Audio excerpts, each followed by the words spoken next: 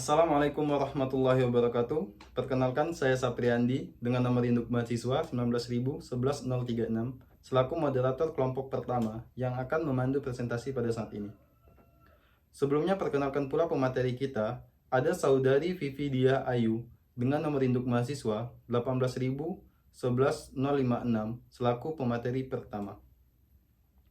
Selanjutnya, ada saudari Evita Dwi Sri dengan nomor induk mahasiswa 19.111.143 selaku pemateri kedua. Selanjutnya, ada saudari Nanda Trianisa dengan nomor induk mahasiswa 19.11224 selaku pemateri ketiga. Selanjutnya, ada saudari Sylvia Lutfi Nur dengan nomor induk mahasiswa 19.11086 selaku pemateri keempat. Yang terakhir, ada saudari Nurul Hania dengan nomor induk mahasiswa 19.111.319 selaku pemateri kelima. Pada presentasi saat ini, pemateri akan membahas mengenai visi dan misi perusahaan. Untuk tidak memperpanjangkan waktu, langsung saja kita persilakan kepada saudari Vivi Dia Ayu untuk menyampaikan presentasi. Dalam perusahaan tentunya memiliki visi dan misi yang dimana untuk menjalankan perusahaan tersebut dalam merealisasikan tujuan, maka sebelum melakukan pembuatan visi dan misi, kita harus mengetahui terlebih dahulu tentang kita ingin menjadi apa dan apakah bisnis kita. Visi dan misi.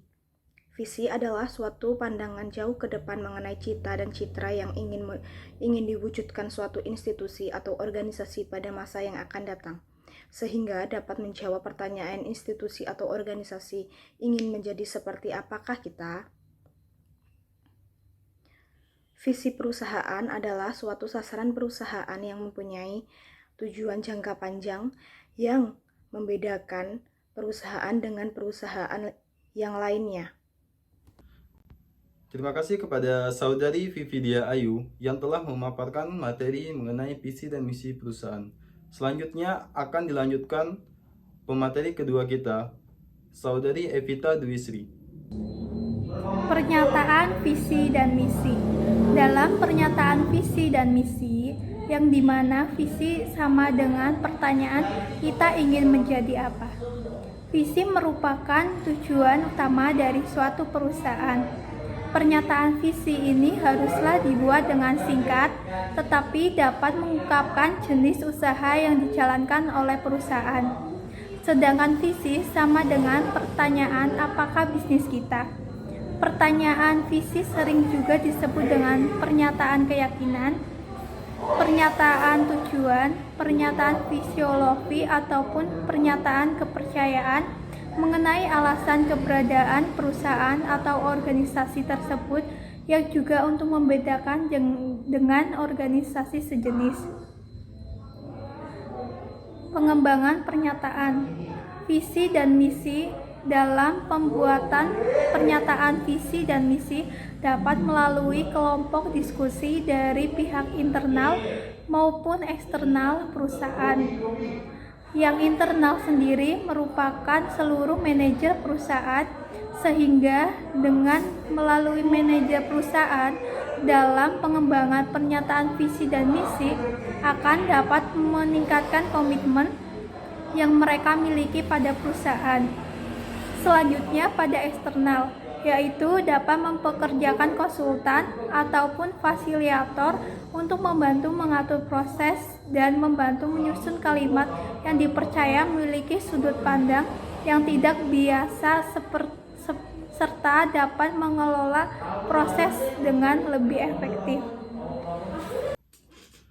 Baiklah, terima kasih kepada saudari Evita Dwi Sri. Selanjutnya untuk pemateri ketiga, kepada saudari Nanda Trianisa, dipersilakan. Pendekatan proses mengembangkan visi dan misi. Pendekatan yang dapat digunakan dalam proses mengembangkan pernyataan visi dan misi terdapat 5. Yang pertama, yaitu memilih beberapa contoh pernyataan visi dan misi dan meminta para manajer untuk membaca sebagai informasi dasar. Yang kedua, manajer menyiapkan pernyataan visi dan misi mereka sendiri Yang ketiga, fasilitator atau komite dari semua manajer puncak menggabungkan pernyataan-pernyataan yang sudah ada dalam dokumen tunggal dan mendiskusikan ke semua manajer.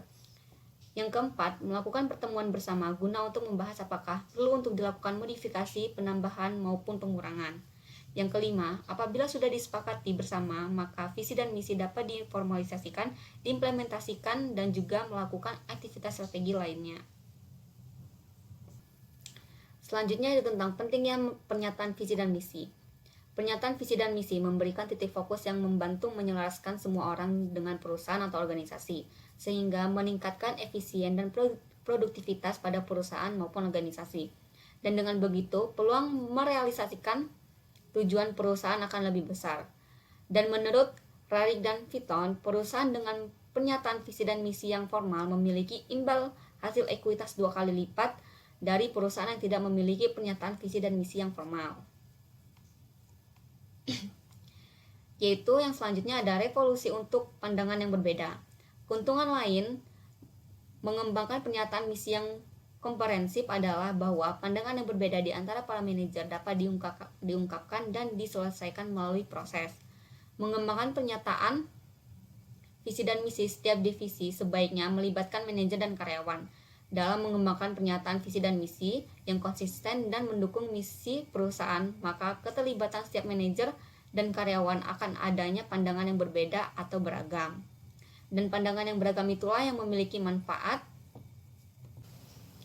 Yang pertama, memberikan kesempatan pada manajer untuk menyatukan arah untuk mengatasi kepentingan individu, kelompok, dan pihak luar. Yang kedua, menimbulkan atas harapan yang sama di semua level dan generasi karyawan.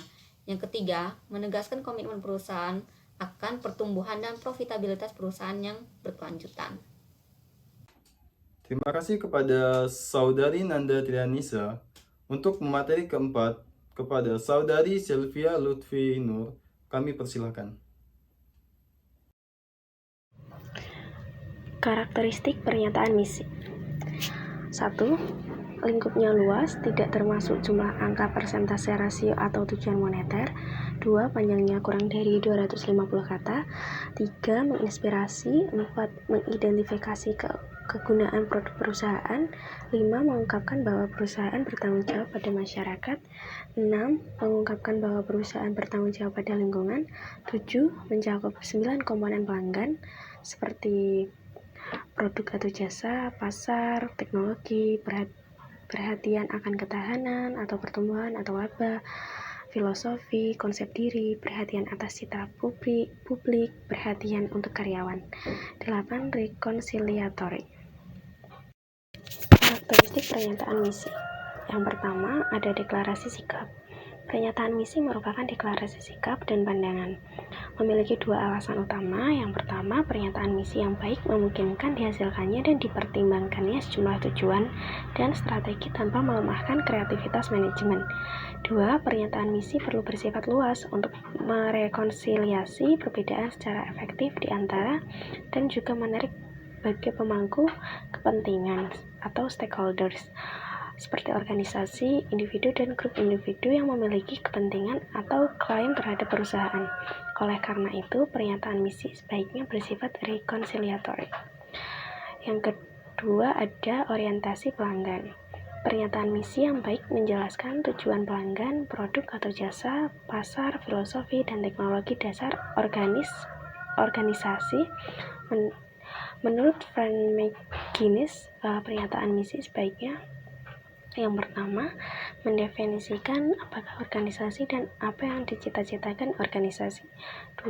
Cukup terbatas dengan tidak memasukkan beberapa usaha dan cukup luas untuk memungkinkan pertumbuhan kreatif. 3. Membedakan organisasi dari yang lain. 4. Memberikan kerangka untuk mengevaluasi aktivitas prospektif saat ini dan dinyatakan dalam istilah yang cukup jelas dipahami secara luas dalam organisasi.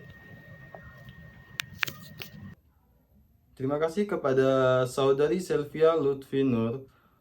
Untuk pemateri terakhir kita, kepada Saudari Nurul Hania, dipersilakan. Selanjutnya yaitu karakteristik pernyataan misi. Dalam karakteristik pernyataan misi ini terdapat 9 komponen utama.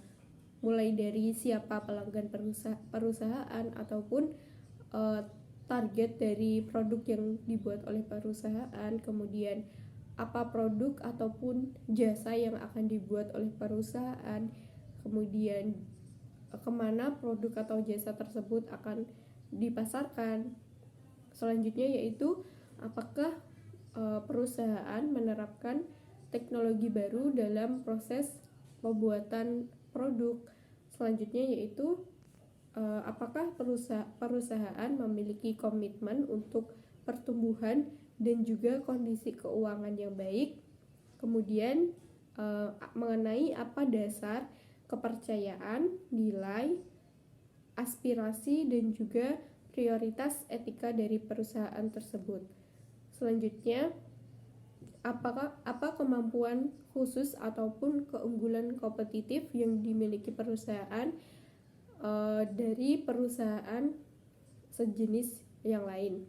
Kemudian apakah perusahaan responsif terhadap pemikiran sosial yang berada di lingkungan masyarakat sekitar.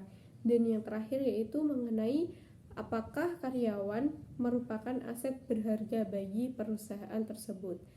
Nah, dari 9 komponen tersebut, perusahaan harus mengetahui dengan jelas jawaban dari setiap komponennya, karena visi dan misi merupakan salah satu tahap awal dalam manajemen strategik. Jadi 9 komponen tersebut akan dapat membantu perusahaan untuk menetapkan mana strategi yang paling tepat untuk diterapkan dalam perusahaan tersebut atau dalam pembuatan produk. Pembahasan selanjutnya yaitu menulis dan juga mengevaluasi pernyataan misi.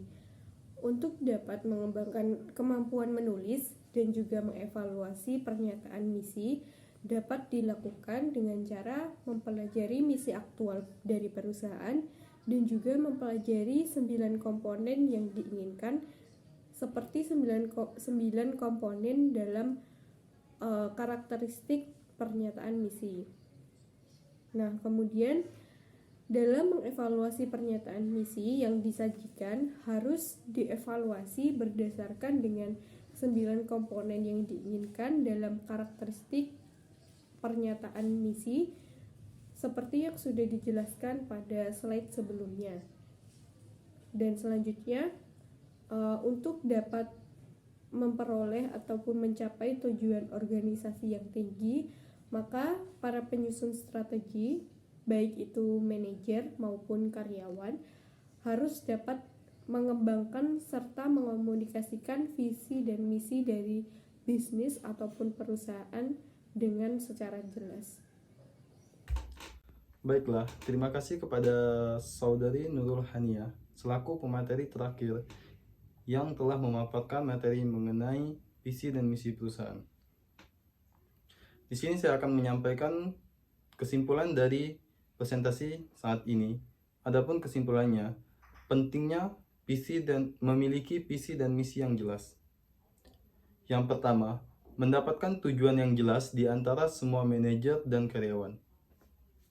Yang kedua, memberikan dasar untuk semua aktivitas perencanaan strategik lainnya. Yang ketujuh, memperkuat niat dan nilai untuk pemegang saham. Yang kedelapan, memperkuat organisasi yang terorganisasi dan memotivasi untuk memberikan dukungan. Yang kesembilan, memperoleh kinerja organisasi yang lebih tinggi. Dan yang terakhir, mencapai sinergi di antara manajer dan karyawan. Baiklah, demikianlah presentasi dari kelompok pertama. Kepada para mahasiswa yang ingin bertanya, kami persilakan.